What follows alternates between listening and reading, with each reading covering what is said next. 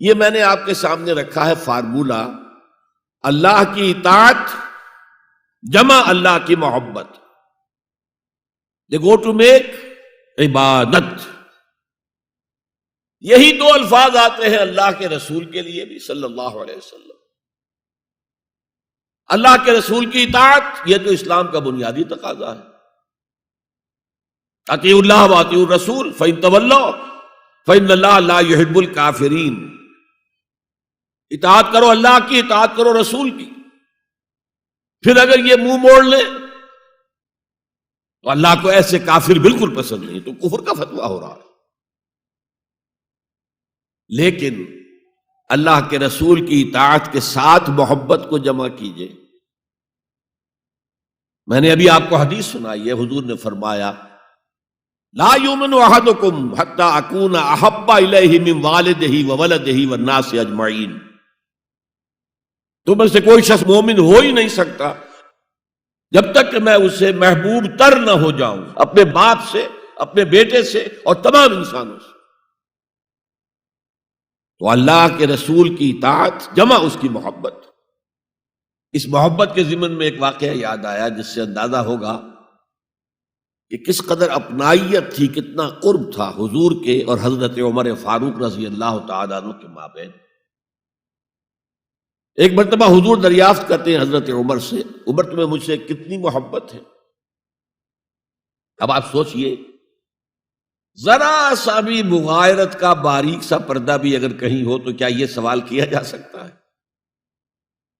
تو انتہائی قریبی شخص سے ہی کیا جائے گا، تمہیں مجھ سے کتنی محبت ہے؟ عرض کیا آپ مجھے دنیا کے ہر انسان سے بڑھ کر عزیز ہیں. فرمایا اور اپنی جان سے؟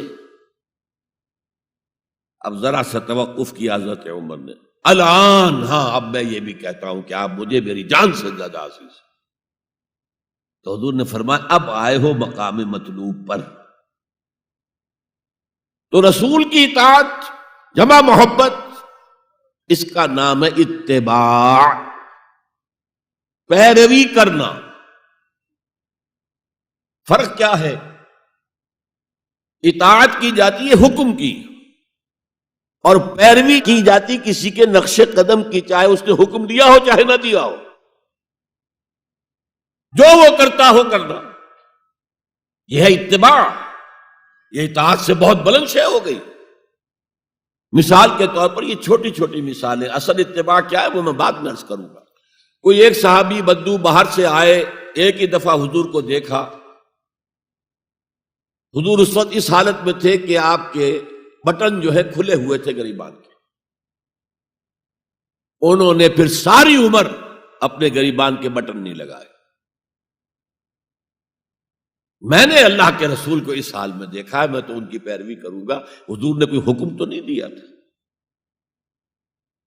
تو یہ جو محبت، شدید محبت کے تحت جو بات آئے گی، اس کا نام اتباع ہے. اور اس اتباع کا مقام کیا ہے وہ آیت میں سنا چکا ہوں آپ کو. قُلْ إِن كُنتُمْ تُحِبُّونَ اللَّهَ فَاتَّبِعُونِي يُحْبِبْكُمُ اللَّهُ.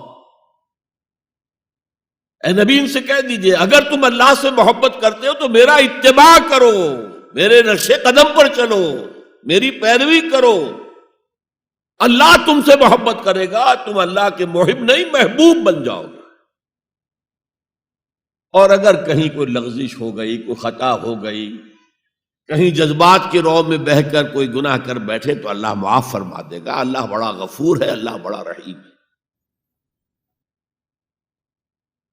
مطلب یہ کہ راستہ تم نے یہ طے کر لیا ہو کہ چلنا مجھے محمد کے پیچھے ہے صلی اللہ علیہ وسلم. اب چلتے چلتے کبھی پاؤں پھسل گیا، کہیں گر گئے، کوئی بات نہیں، اٹھو فوراً، توبہ کرو اور آگے بڑھو. تو خطا اگر ہو بھی جائے گی، کہیں لغزش ہو جائے، کہیں چلتے چلتے پاؤں پھسل جائے کیچڑ میں، یا کوئی کیلے کا چھلکا آ گیا پاؤں تلے، گر گئے، کوئی حرج نہیں، اٹھو دوبارہ. لیکن نقش قدم جو ہے محمد کا صلی اللہ علیہ وسلم، اس پر چلنا. خليل بالقرآن هو إمامنا على هداية الله آمتنا كلام ربنا هدايتنا العطاء جبريل على رسولنا.